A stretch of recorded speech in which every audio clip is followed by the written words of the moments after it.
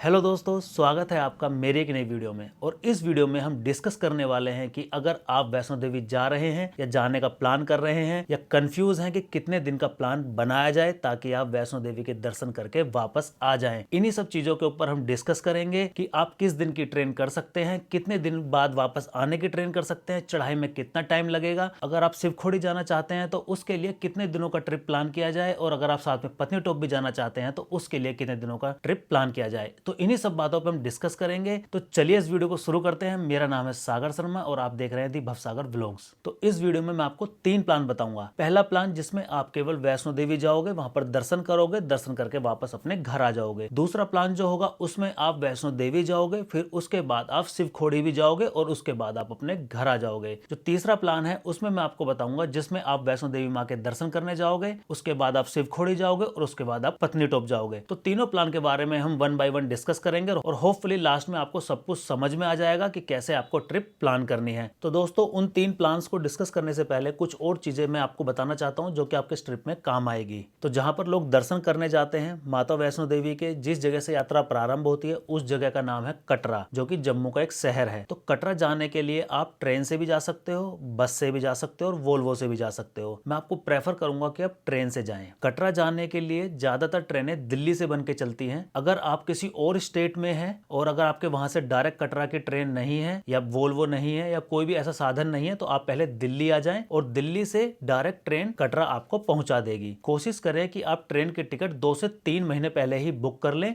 Otherwise सारी ticket full हो जाएंगी। कुछ ट्रेनें दिल्ली से जम्मू के लिए भी चलती हैं, लेकिन आप कोशिश करें कि जम्मू की ट्रेन बुक ना करें, क्योंकि जम्मू से कटरा की दूरी 60 किलोमीटर है। तो पहले आप जम्मू पहुंच जाओगे और फिर जम्मू से कोई बस करके 3-4 घंटे में आप कटरा पहुंचोगे, जिससे कि आपका सारा प्लान खराब हो जाएगा। तो कोशिश करें कि आप डायरेक्ट कटरा ही पहुंचे। और बुक करने से पहले यह ध्यान रखें कि आपको वो ट्रेन सुबह 6 बजे से लेके 8 बजे तक कटरा उतार दे। तो आशा करता हूं कि ये चीज आपको सारी समझ में आ गई होगी। तो चलिए अब डिस्कस कर लेते हैं फर्स्ट प्लान के बारे में, जिसमें आप केवल वैष्णो देवी माँ के दर्शन करने जाना है और फिर आपको वापस घर आ जाना है। ठीक है, तो अब मैं एज्यूम करके चलूंगा कि आप सुबह 6 बजे से लेके 8 बजे के बीच में कटरा स्टेशन पहुंच गए हो। कटरा स्टेशन पहुंचने के बाद वहां से लगभग 2 किलोमीटर दूर फव्वारा चौक पड़ता है, जो कि कटरा में ही है, और वहीं पर आपको होटल्स रेस्टोरेंट देखने के लिए मिल जाएंगे, जहां से आप किसी होटल में रुक सकते हो। ठीक है, तो मैं मानता हूं कि आप 9 बजे तक, मैं बिल्कुल लेट करके चल रहा हूँ, 9 बजे तक आप कटरा स्टेशन आ गए और 10 वहां से आप 3 व्हीलर करके, जो कि 100 से 150 रुपए लेगा, आप फव्वारा चौक आ जाते हो। फव्वारा चौक आने के बाद आप होटल ढूंढते हो। मैं आपको ये नहीं बताऊंगा कि आप ये भवन ले लीजिए, आप ये डोरमेट्री ले लीजिए, आप सीधा जाइए, इतना कॉम्प्लिकेटेड नहीं करूंगा। आप होटल ढूंढिए। होटल वहां पर आपको नॉर्मल मिल जाएंगे, लोग भी आपको घूमते हुए मिल जाएंगे। आपको 300 से लेके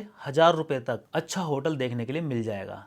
मैं अभी जिस होटल में रुका था वहां 3 लोगों के लिए 500 रुपए में हमें वो रूम मिल गया था, जिसमें कि हमें गीजर भी देखने के लिए मिल जाता है। तो आपने होटल ले लिया। होटल लेने के बाद तो मैं एज्यूम करके चलूंगा कि आप 12 बजे तक आप नहा धो के फ्रेश हो गए। उसके बाद आप RFID कार्ड लेने निकल जाइए। RFID कार्ड भी आपका फव्वारा चौक पे ही मिल जाता है, जिसमें आपको लगभग आधे से 1 घंटा लग जाएगा। RFID कार्ड के लिए आपको केवल अपना आधार कार्ड दिखाना है, या किसी बच्चे के पास अगर आधार कार्ड नहीं है तो वो आपके आधार कार्ड पर भी उसे RFID कार्ड मिल जाएगा। उसके बाद आप अपनी यात्रा प्रारंभ कर दीजिए। लगभग 1 बजे तक कोशिश कीजिए कि आप अपनी यात्रा जल्दी से जल्दी स्टार्ट कर दें। 1 बजे यात्रा प्रारंभ करने के बाद आप बाणगंगा पहुंच जाते हो लगभग 2 बजे तक, और 2 बजे से लेके शाम के 8 बजे तक आप पर भवन पर पहुंच जाते हो। अब देखिए, भवन पर पहुंचने के बाद आप ये मत सोचिए कि आप 6 घंटे में या 7 घंटे में भवन पर पहुंच गए। वहां पहुंचने के बाद जो दर्शन करने में भी वहां पर टाइम लगता है। पहली बात, आपको सारे अपना बैग, बेल्ट, जूते सब आपको लॉकर में रखने पड़ते हैं, और उसके बाद आपको नंगे पैर आपको दर्शन करने जाना होता है, जिसमें आप साथ में कुछ भी नहीं ले जा सकते, केवल आप प्रसाद ले जा सकते हो। ठीक है, तो उसमें काफी टाइम लगता है। लॉकर में आपको सामान जमा करना पड़ता है, फिर आपको नहाना, अगर आप नहाना भी है तो उसमें भी टाइम लगता है। तो मैं आपको मान के चलता हूं कि आप रात के जब 8 बजे तक वहां पहुंच गए, जिसमें आपको 6 घंटे 6.5 घंटे लगे, तो आपको दर्शन करने में 11-12 बज जाएंगे। आपकी मर्जी है, 11 बजे के बाद अगर आप वहीं सोना चाहते हो तो आप वहीं सो जाइए। इस प्लान में आपको कोई दिक्कत नहीं होगी। ठीक है, टाइम उतना ही लगेगा, चाहे आप तुरंत के तुरंत आप भैरव बाबा के दर्शन करके नीचे चले जाएं, या आप वहां रुककर आप 2-3 घंटा या सुबह तक रुकना चाहते हो तो आप रुक सकते हो। दोनों आपको टाइम में कोई फर्क नहीं पड़ेगा। अब आप भैरव बाबा के लिए निकल गए तो भैरव बाबा पर आप 2 बजे तक पहुंच जाओगे। वहां पर दर्शन करने के बाद आप सीधा होटल के लिए निकल जाइए। तो वहां से आपको नीचे भी 16 किलोमीटर आना है, तो आपको 4 घंटे में आप भैरव बाबा से लेके नीचे तक आ जाओगे अपने होटल तक। तो मैं आपको मान के चलता हूँ कि आप 5 बजे तक सुबह के होटल तक आ गए। तो अब आपको 5 बजे आके आप अपने होटल में लेट जाइए, जिसमें आप 5-6 घंटे आराम कर लीजिए। और एक दूसरा जो अजम्पशन हमने लिया था, इसमें आप ऊपर ही सो जाते हो, तो अब मैं मान के चलता हूँ सुबह 6 बजे उठ गए हो। सुबह 6 बजे उठने के बाद आप 8 बजे तक भैरव बाबा के दर्शन किए और 8 बजे से लेके 12 बजे तक आप दोपहर के नीचे आ जाते हो। ठीक है, आपको दोनों चीजें कंप्लीट हो गई। भैरव बाबा से नीचे आने में आपको केवल 4 से 5 घंटे लगेंगे। मैं बिल्कुल वर्स्ट के सिनेरियो लेके चलूंगा कि मान लेते हैं आप 12 बजे नीचे आए, आप अपने होटल में आइए, उसमें नहाइए धोइए, रुकिए और आप उसी दिन शाम की ट्रेन करा लीजिए। ज़्यादातर ट्रेन कटरा से शाम को 6 बजे से बन के चलती हैं, कुछ 5 बजे से भी, कुछ 6 बजे से भी, कुछ 7 बजे से भी। तो आप कटरा से ही वापस दिल्ली आने की या जहां भी आप रहते हो वहां पर आने की आप वापस ट्रेन करा लीजिए। तो आपको पहले प्लान में कितने दिन लगे? केवल आपको 2 दिन लगे।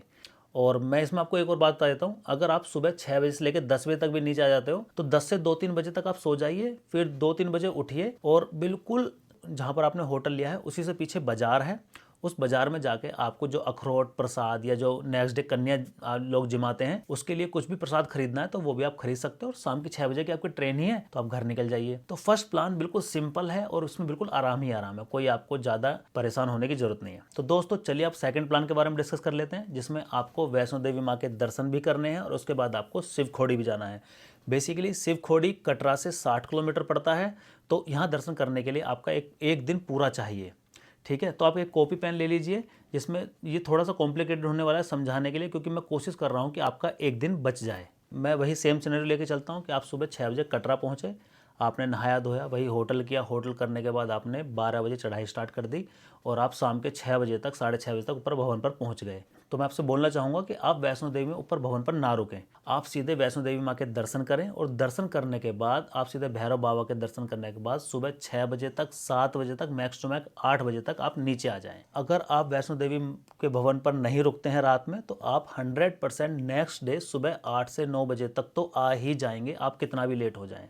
अब मैं अज्यूम करके चलता हूँ कि आप 2 व्यक्ति हो या 4 व्यक्ति हो या फैमिली है, ठीक है, तो उनमें से बाकी जाकर आप अपने होटल में सो जाइए 2-3 घंटे के लिए। और जो एक बंदा है वो ट्रेवल्स के पास जाए, वहाँ पर बहुत सारी ट्रेवल्स की शॉप है, तो वहाँ जाकर आप कार वाले के पास जाए, उससे बोले कि भाई हमें 12 बजे शिवखोड़ी के लिए निकलना है। 2-3 तरीके से आप अपने यात्रा बुक कर सकते हो। पहला तो आप डायरेक्ट अपने लिए पर्सनल कार ले सकते हो, जो कि 4,000 से लेकर 5,000 के बीच में आपको मिल जाएगी, या आप वहाँ से टेम्पो ट्रेवलर भी कर सकते हो, जिसमें आप 15-16 लोग जा सकते हो, जो कि 7,000 के आसपास आपको बुक हो जाएगी। अगर आपको इंडिविजुअल जाना है तो वहाँ पर आपको 100 से 200 रुपये के बीच में बस भी मिल जाएगी। तो मैं मान के चल रहा हूँ कि आप 4-5 लोगों के साथ गए हो, फैमिली के साथ गए हो, आप सबको लेके 12 बजे वहाँ कार पर पहुँच जाए, कार आपके होटल के सामने आ जाएगी। और मैं कोशिश करूंगा कि 12 बजे से पहले जितना हो सके उतना जल्दी आप शिवखोड़ी के लिए निकल जाए, वरना वापस आने में आपको उतना लेट हो जाएगा। देखिए, अगर आप शिवखोड़ी के लिए थोड़ा जल्दी निकल जाते हैं तो बीच में एक जगह पड़ती है जो जहाँ पर 9 देवियाँ हैं, एक गुफा में 9 देवियाँ की वहाँ पर पिंडी हैं, आप उनके भी दर्शन कर सकते हो। अगर आप लेट हो गए हो तो डायरेक्ट आपको वो शिवखोड़ी ही ले जाएंगे। तो शिवखोड़ी की जो यात्रा है वो 5 से 6 किलोमीटर की है। अगर आप ज़्यादा थक गए हो, जिनके पैरों में दर्द हो रहा है, तो वो घोड़ा भी वहाँ से ले सकते हैं। और जो बिल्कुल स्वस्थ हैं तो केवल आप 5 से 6 किलोमीटर, ज़्यादा वहाँ पर मतलब खड़ी चढ़ाई नहीं है, तो आप नॉर्मली वहाँ पर चलकर आप दर्शन कर सकते हो। दर्शन करने के बाद वहाँ पर आपको लगभग 5 से 6 बज जाएंगे। 5 से 6 बजने के बाद आप या तो वहीं से खाना खा के चलें, लेकिन मैं आपसे बोलना चाहूँगा कि आप वहाँ खाना ना खाएं, वरना आते वक्त बहुत से लोगों को उल्टियाँ हो जाती हैं। आप डायरेक्ट गाड़ी में बैठें और 10-11 बजे तक रात के आप कटरा शहर अपने वापस आ जाएं। वहाँ पर आकर अपना खाना खाइए, खाना खाने के बाद अपने उसी होटल में जाके आप सो जाइए। फिर आप नेक्स्ट डे उठिए। नेक्स्ट डे उठने के बाद जो तीसरा दिन है उसमें बिल्कुल आप बाजार में जाइए, बिल्कुल जैसे मैंने बोला कटरा में ही बाजार है, आप वहां पर अपनी शॉपिंग कीजिए। शॉपिंग का डे मैंने आपके लिए बिल्कुल अलग रखा है। शॉपिंग कीजिए जिसमें आप अपना अखरोट, बादाम, प्रसाद की जो खील होती है वो आप खरीद सकते हो। बाकी अपने फैमिली के साथ भी वहाँ पर जो बच्चों के लिए खिलौने या कुछ भी जो आपको खरीदना होता है वो आप सुबह 2-3 घंटे में खरीदिए। और शाम की तीसरे दिन की शाम की आप 6 बजे की टिकट करा लीजिए ट्रेन की, आप ट्रेन में बैठिए और वापस अपने घर आ जाइए। सेकंड ही प्लान में मैं बता देता हूँ, अगर आप लेट हो जाते हो, जैसे बहुत से लोग आते हैं, अभी सेकंड ही प्लान चल रहा है, ठीक है, बहुत से लोग ऊपर से दर्शन करके आए, उनके पैरों में बहुत ज़्यादा दर्द होने लगता है, सोने के बाद पैर अकड़ जाते हैं, ठीक है, तो वो बोलते हैं कि भाई आज हमें नहीं जाना शिवखोड़ी, हम तो नेक्स्ट डे जाएंगे। तो आपके 2 दिन तो हो ही गए। एक दिन आपने चढ़ाई में लग गया और एक दिन आपको वापस आने में लग गया। उसके बाद आपने बोला भाई मेरे तो पैरों में दर्द है, मैं अब शिवखोड़ी नहीं जाऊंगा, मैं तो कल जाऊंगा। ठीक है, तो 2 दिन आपके ये हो गए। तीसरे दिन आपने शिवखोड़ी जाने का प्लान बना लिया। अब तीसरे दिन शिवखोड़ी जाने का प्लान बनाया तो आप सुबह उठे, आप शिवखोड़ी गए। आप कितनी भी कोशिश कर लीजिए, आप सेम डे वापस 5 बजे तक नहीं आ पाओगे दर्शन करके। ठीक है, तो आपको वो पूरा दिन, आपको ट्रेन तीसरे दिन बुक नहीं करनी है। अगर आप सुबह भी 7 बजे भी निकल जाते हो तो आप फिर भी आपको आने में 5, 6, 7 बजे ही जाएंगे और आपकी ट्रेन मिस हो सकती है। देखिए, आप ज़्यादा कोशिश करोगे तो शायद आप ट्रेन तक पहुंच जाओ, लेकिन मैं आपको बोलूँगा कि तीसरे दिन की ट्रेन फिर ना करें। अगर आपने सेकंड डे ऊपर से नीचे आने के बाद वैष्णो देवी माँ के दर्शन करने में अपने रेस्ट किया है तो, और तीसरे दिन अगर आप शिवखोड़ी जा रहे हो, तो मैं आपको बोलना चाहूँगा कि आप तीसरे दिन शिवखोड़ी जाएं। आप नेक्स्ट डे वही शाम की आप ट्रेन करा लीजिए। तो इसमें आपको 4 दिन लगेंगे। अब आते हैं थर्ड डे के प्लान में, जिसमें आपको पत्नी टॉप भी जाना है। ठीक है, तो देखिए पत्नी टॉप जाने में कब फायदा होता है, सबसे पहले आपको ये डिस्कस कर लेते हैं। अगर नवंबर में जा रहे हो, दिसंबर में जा रहे हो, जनवरी में जा रहे हो, फरवरी में जा रहे हो या स्टार्टिंग के मार्च में जा रहे हो, तब आपको ज़्यादा फायदा देखने के लिए मिलेगा। देखिए वहाँ पर ठंडक होती है अच्छी, और इन महीनों में आपको बर्फ़ भी देखने के लिए मिल जाएगी।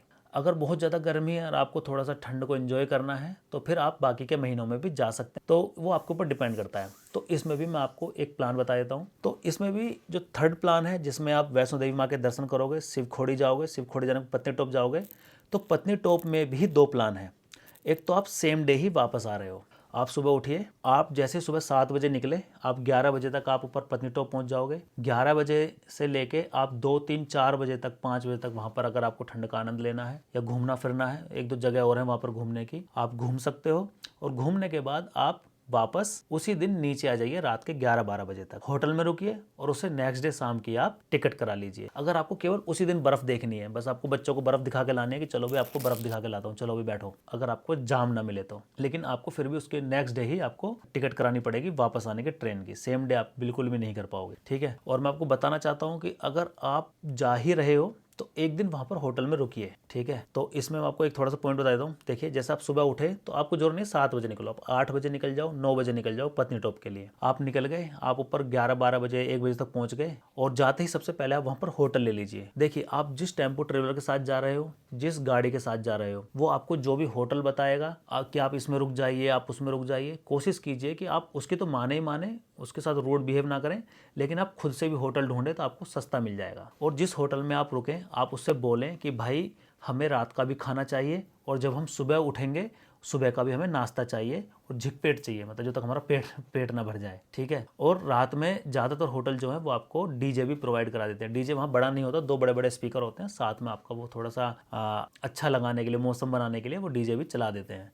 हम अभी पत्नी टॉप गए थे और हम जहाँ रुके थे तो वहाँ पर हम 15 लोग रुके थे, और वो 15 लोगों के लिए हमें वो 9,000 रुपये में पड़ा, जिसमें हमें उसने रात का खाना, सुबह का खाना और रात में डीजे भी दिया। और हमने वहाँ पर 5 कमरे लिए, एक कमरे में 3 लोग थे। तो मुझे लगता है कि इससे सस्ता क्या ही होगा। खैर, वो हमें मतलब काफ़ी ढूंढने के बाद मिला। और तो आप जाइए और वहाँ पर रात में रुकिए।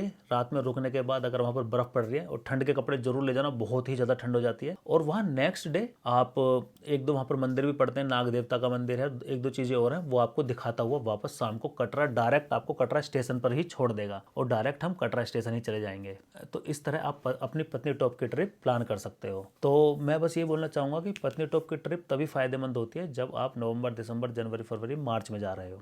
उसके बाद आप इसको स्किप कर सकते हो। ठीक है, और इसमें एक थोड़ा सा मैं ऐड ऑन करना चाहूँगा कि जब आप मान लेते हैं आप जून जुलाई में जा रहे हो या गर्मी में जा रहे हो ज़्यादा, तो अगर आप बिल्कुल फ्री हो, आपको कोई वापस जाने की टेंशन नहीं है, तो वहाँ से कश्मीर के लिए भी डायरेक्ट वहाँ से गाड़ियाँ और बस जाती हैं। और मेरे ख्याल से पत्नी टॉप से कश्मीर जो डिस्टेंस है वो 250 से 300 किलोमीटर है। तो एक दिन आपको जाने में लगेगा, एक दिन आपको वापस आने में लगेगा, और 2 दिन का वो टूर प्लान होता है जिसमें आपको वो गुलमर्ग, कश्मीर, डल झील वगैरह दिखाते हैं। ठीक है, तो उसमें पूरे 4 दिन का प्लान होता है, वो आपको नीचे से ही कोई भी ट्रेवल्स वाला बना के दे देगा। ये एक छोटा सा एड ऑन था, अगर आपके पास टाइम की कोई लिमिट नहीं है। 2 दिन आपके लगेंगे पत्नी टॉप में अगर आप एक दिन रात में रुकते हो, और पीछे के जो मैंने दोनों प्लान बताए थे उस हिसाब से आप अपना प्लान बना लेना। तो बस मैं आपसे यही चाहता हूँ कि आप इस वीडियो को, अगर आपको अच्छी लगी है, आपके सभी डाउट्स क्लियर हो गए हैं, तो आप एक लाइक जरूर कर दें। और फर्स्ट टाइम मैं एक माइलस्टोन रखने वाला हूं, मैं चाहता हूं कि मेरे इस वीडियो पे 10,000 लाइक हो जाएं। तो भाई अगर आपको वीडियो सच में अच्छी लगी हो तो केवल आप 1 सेकंड के लिए वीडियो रोक कर आप उसको लाइक कर दें।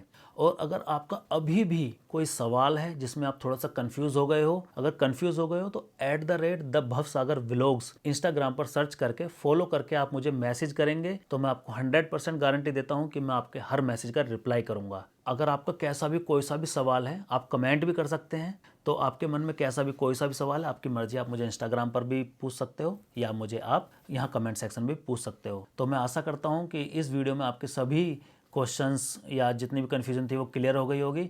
और मैं आशा करता हूँ कि आपको ये वीडियो पसंद आई होगी। अगर ये वीडियो आपको पसंद आई हो तो अपने दोस्तों के साथ शेयर करें और इस चैनल को सब्सक्राइब करना ना भूलें। मेरा नाम है सागर शर्मा और आप देख रहे हैं दी भवसागर व्लॉग। मैं ऐसे अच्छी वीडियो लेके आता रहता हूँ। तब तक के लिए जय माता दी।